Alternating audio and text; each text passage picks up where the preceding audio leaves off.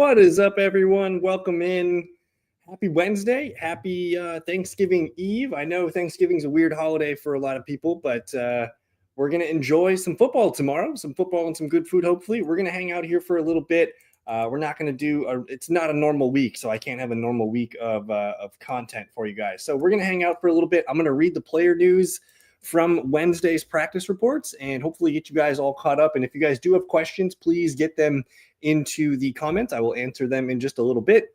I'm just going to start reading the player news here. We have Broncos cornerback Patrick Surtain limited today in practice, so that's a good sign for him to maybe be back maybe this weekend, maybe next weekend. I would bet on week 14. CJ Stroud fully practicing with that concussion. I'm expecting him to make his reappearance here in week 13. Good news for J.K. Dobbins with the foot injury. He has a chance to return this year. They had a lot of negativity around this when the injury originally happened, but saying he has a chance to return, I don't know what that means. Does that mean, playoffs? Does that mean end of December? Who knows? I guess we'll find out more along the way. We have Jaden Daniels limited in practice with that left elbow injury. He's not playing in week 13. I think week 14, though, it could be a real possibility to get our QB1 back here. Alvin Kamara does not practice today. We're not expecting him to suit up for week 13. So Devin Neal, if your waivers run tonight, I think Devin Neal is probably the top priority waiver wire add of week 13. Darren Waller limited today with that pec injury. Good to see him back in action. I don't know if he's going to play, but we'll continue to watch his reports throughout the week. Terry McLaurin limited in practice today. He's on track to playing finally. Trey Benson limited in practice as well. I want to see him get a full practice in this week. And just with Thanksgiving being on Thursday, I don't know how serious practice reports are going to be tomorrow from these teams. I would imagine there's some kind of glorified walkthrough in the morning, and then they let the guys leave if they're not playing a game. So we'll find out more information, I think, for the most part on Friday. Emari Demercado didn't practice as well for the Arizona Cardinals. Marvin Harrison Jr. did practice, though, so that's a good sign that he might be available here, officially limited with that appendix injury surgery. Baker Mayfield not practicing. I'm not expecting to see him this weekend. We'll probably see Teddy Bridgewater. And then we do get a full Bucky Irving practice today, so that's good news there. Titans Alec Ayo-Maynard limited in practice. We're not really using him for fantasy, though. Chris Olave was limited with the back injury. He left practice early, it says. So that's one to keep an eye on throughout the rest of the week here. Can he practice tomorrow in a limited capacity? Maybe get a full in on Friday. We'll watch for Olave the next couple days. No Justice Hill tomorrow night. So if you need a deep flyer, Keaton Mitchell could be interesting here against that Cincinnati Bengals defense. Rashad Bateman not on the injury report for tomorrow night, so he's on track to playing. It's been a couple weeks since we've seen him. Alrighty. I mentioned this last night when we were talking about Omarion Hampton, Kamani Vidal. We have the offensive coordinator, Greg Roman, saying, I'm sure you'll see some sort of 1-2 punch out there between the two backs. So I have a modest ranking on Hampton. I think this week, I think he's like RB25 or something like that. Vidal will still be involved, but he's not a starting fantasy asset this week. And I see everybody in the chat there. I appreciate you guys. Thank you to James, by the way. I see Jason in here as well. We got, I don't know what Mr. Guy's Eating Doors here, but I appreciate you commenting. And then Dynasty is My Life. I see you in there as well. I'm going to get to your comments and concerns shortly. I'm just going to keep reading these player news blurbs and make sure we cover everything before we get into it. We have a news note on Isaac Tesla listed questionable for tomorrow. We don't really care about him for fantasy. Ashton Genty was practicing today with an ankle. Center Frank Ragnow unretires for the Lions, so that's interesting. DK Metcalf does not practice today. That's one to keep an eye on for tomorrow. Aaron Rodgers also does not practice, so maybe this is just the Wednesday day off kind of thing where these guys are just basically just doing mental stuff and getting treatment and things like that. They'll probably practice over the next couple days. I have Devonta Smith here, shoulder, chest, illness. Doesn't practice again on Wednesday. So that's one to definitely keep an eye on. They play on Friday here. So we might have to, hopefully we get some news on Devonta Smith tomorrow during the day. I'm seeing no Dalton Kincaid at practice today. Still expecting him to miss at least one more game here. Jaden Reed officially listed out for tomorrow. So Christian Watson, Romeo Doubs, those guys can be in your fantasy lineups.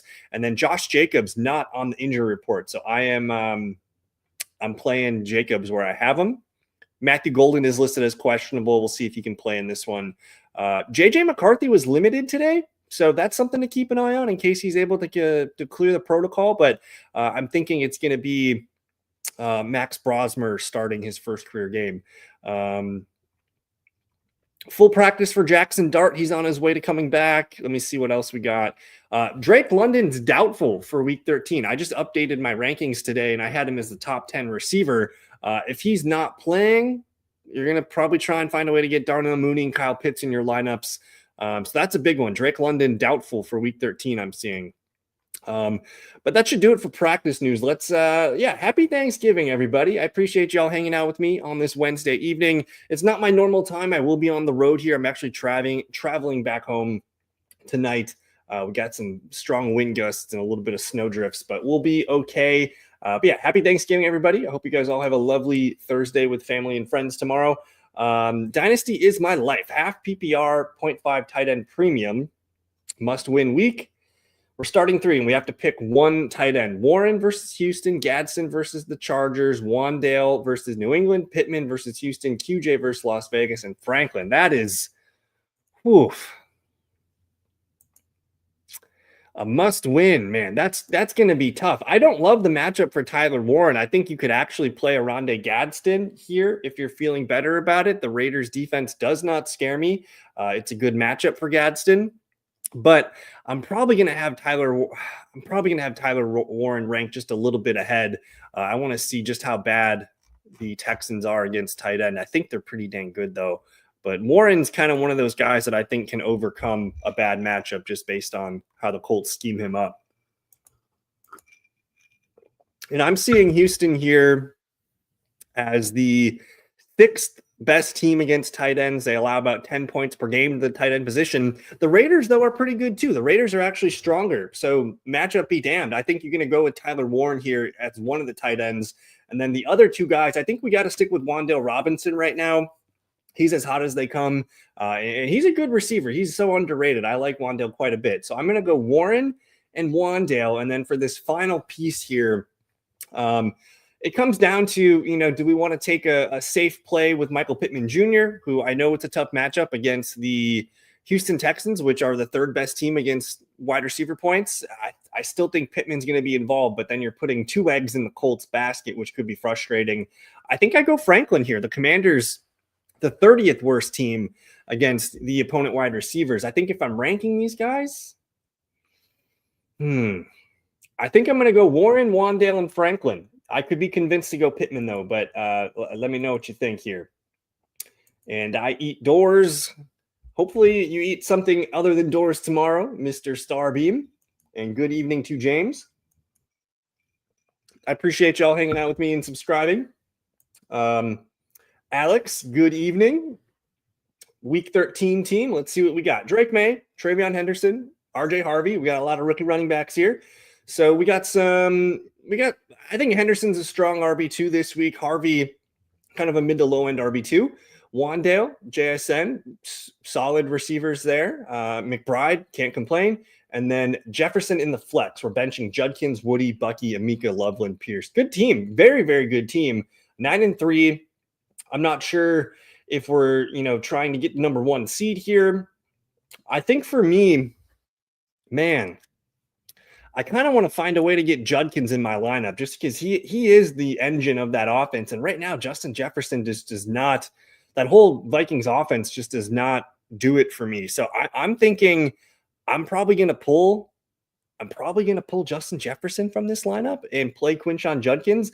I think Woody Marks could have a nice game against the Colts, but I'm not too afraid of the 49ers defense. The 49ers are middle of the road against opponent running backs. They've allowed over 1,000 yards rushing, 7 touchdowns on the season, and 3 receiving. So I think just with a rookie quarterback, they're going to make sure Judkins gets the ball 20 times. So I do feel safer with him. Bucky Irving, I agree with putting him on the bench. I want to see what he looks like in his first game back. Amika just has not been all that hot lately. They get the Arizona Cardinals, though. That is a matchup that I do like for Tampa Bay, but we also have the potential for Teddy Bridgewater. So I think you have it pretty much like this feels good. I'm probably going to play Judkins over Jefferson. But thank you for hanging out with us, Alex. Love been killing me. I think I put Trevor Lawrence higher in my rankings this week. against Tennessee, I mean, we're hopefully getting Brian Thomas Jr. back. We already have, I think Brenton Strange and Jacoby Myers are a huge deal. Just both of those guys on the field. Lawrence has a consistent target. Parker Washington's been playing well. And then if we do get a big threat, like that's what this offense is missing. They're missing Brian Thomas doing vertical things again. I think Trevor Lawrence is what you're looking for against the Tennessee Titans. Let me look and see here. I have Lawrence as my QB 13 on the week, and I have Jordan Love QB 14. So even if Love goes out and throws 2 touchdowns and 250 yards and gets like 18 points, I still think Trevor Lawrence has a really good opportunity here to put up 20 plus points against the Tennessee Titans. The Titans are allowing 17.5 points per game right now. Funny enough, the Lions are just basically 18 points per game. So it's a similar matchup, but I'm going to lean Trevor Lawrence here in this question. That's what it seems like. They activated him right away Wednesday morning. The coach is already saying that it's going to be a 1-2 punch with Vidal. I'm leaning towards him being on the strong side of probable. But again, typically when you see a guy get his window activated, you're going to see him practice for a week, miss that first game back, and then play the following weekend. I have Hampton as RB28 right now in my rankings. I might be willing to push him up. I probably need to move Bucky Irving down a little bit. So I could maybe move Hampton up to like my RJ Harvey, Tyrone Tracy tier, which is like RB22. So I'm not super in love with Hampton this week, but I do think he will be involved. And hey, happy Thanksgiving to everybody. I hope you guys have a safe, happy full day tomorrow. Tyrone Force, is that Trone Force or Tyrone? I don't know. Better QB play this week, Jackson Dart or Bo Nix. I thought I was going to have Dart higher this week in my rankings, and I got him at 11. Like I have Dart QB 11. It's the Patriots, which is a tough matchup on paper. Bo Nix is my QB 12. And I don't know. Washington Commanders, man, they're giving up 20 points per game to the quarterback position. Bo Nix coming off a bye. Like that feels pretty good to me. Whereas Jackson Dart's going to get the New England Patriots. And the Patriots, despite, on paper being a really good team, they do allow 16.5 points per game to the quarterback position, and Jackson Dart gets there with his legs. So I do feel good about both QBs. I think Bo Nix is safer and has just as much upside. Like they can just come out and throw 3-4 touchdowns.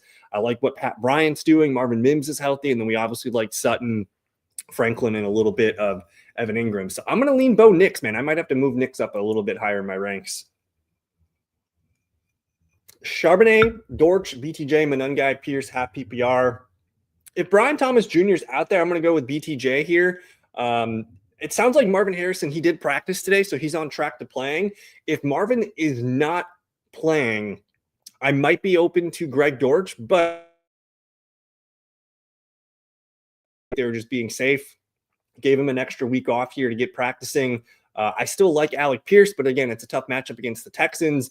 I'm looking at BTJ and Dortch. I do think Monangai is interesting because he kind of took over the backfield last weekend with that DeAndre Swift fumble. But Philly defense, they're middle of the road against running backs. It's not a dynamite smash spot for Monangai, so I'm probably going to shy away there. And same thing with kind of Charbonnet going up against the Minnesota Vikings. That could easily be a touchdown, but we're starting to see Kenneth Walker take a little bit more snaps and just a little bit more opportunities going his way. So I'm thinking it's BTJ or Dortch.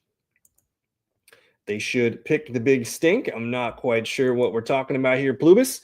We need 2 receivers and a flex. PPR, you got Nico, Olave, Devonta, Debo, and then Warren Gainwell McLaurin if he plays. I'm probably not going to play McLaurin even if he does play. I want to see what he looks like in his first game back. He's gotten hurt twice with this quad injury already, so I'm going to rule him out. I would much rather play Debo over Terry McLaurin, who's looked good all year. But we need 2 receivers and a flex. I think I'm starting Nico Collins for sure. And that's, despite CJ Stroud coming back in his first game. That's despite Sauce Gardner potential matchups here. Nico Collins is still, he's my number 9 receiver this week in the rankings. And then I do have Olave ranked wide receiver 12 at Miami. Like we still can't really name Miami cornerback. So I think Olave is going to be a busy guy. Now, he did leave practice early today with a back thing, so we have to monitor that throughout the week. And Devonta Smith has not practiced this week, so that might be just ruled out by himself, but we'll watch for that.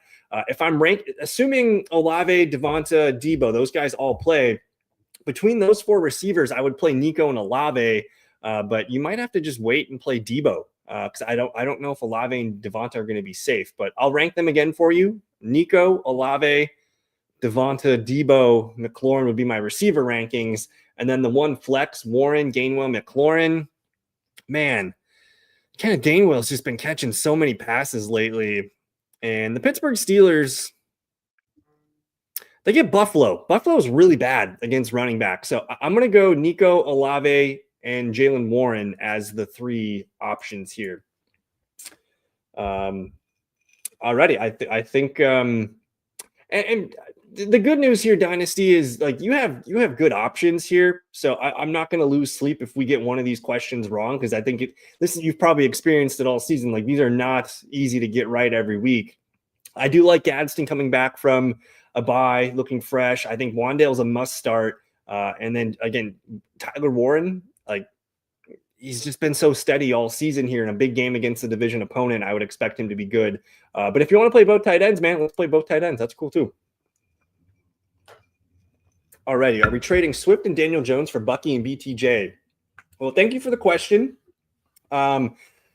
Trade questions are tough because I almost need more context. Like, do you have, like, who's your quarterback other than Daniel Jones? Like, if you have Herbert or I don't know, Trevor Lawrence even maybe right now, Jacoby Brissett, Jackson Dart, Bone. Like, if you have a top 10 quarterback that you feel good about, then yeah, let's pull this trade and upgrade Swift to Bucky, and then we can. It's a 2 quarterback league. Or the QBs are Lamar and Allen. Yeah, we're doing this deal. Yeah, let's send Daniel Jones. Let's upgrade the flexes here. I think Bucky and BTJ healthy down the stretch. These guys can be solid players for us down the stretch. And you're not going to use Daniel Jones, unless something happens to Lamar and Allen. But I don't like to play scared like that. You'll always be able to find another QB off the waiver wire. So I'm going to go ahead and hit accept on that trade there, Barons or B-Rons. Trade Dowdle for T. Henderson. I do have Rico ranked a little bit higher in my rest of season rankings. I think this is more of a preference situation. Dowdle, I feel really good about how the Panthers feel about him, and he's completely just trumped Chuba Hubbard for the last, I don't know, month and a half or so. I have Rico Dowdle as my RB9 the rest of season ranks, and I have Henderson as my RB14. So I view Henderson more as like a high-end RB2. I view Dowdle more as a low-end RB1. I'm probably sticking with Dowdle here, but if this is a preference thing, I think it's okay to go get Henderson if that's what you wish. Caleb or Purdy for this week, we're going to go with Caleb Williams, Brock Purdy traveling to Cleveland. I don't have a ton of faith in that one. Could be a big McCaffrey day. Browns defense is nothing to mess with, so I'm going to stick with Caleb Williams there. And yeah, Lamar Allen, we're going to go with that deal. But I think that's going to do it for tonight, guys. There's going to be no video tomorrow. Again, I'm going to be traveling out of town. I might pop up and do a Friday video just because I'll be traveling back and I don't have to work or anything. So maybe we do a Friday afternoon, evening video and kind of get set again for week 13. We have no teams on bye, so it's going to be a good Sunday weekend of viewing, and we get football on Thursday all day, Friday. Looking forward to it. And I just want to say thank you, guys, hanging out with me on a Wednesday evening before Thanksgiving. I really appreciate everybody, and I hope you guys all have a lovely day tomorrow. Hopefully you guys get the touchdowns you need, get all the food, get all the friends and family, and simply enjoy the day off. So thank you again, guys. Enjoy the rest of your evening. Happy Thanksgiving. Peace.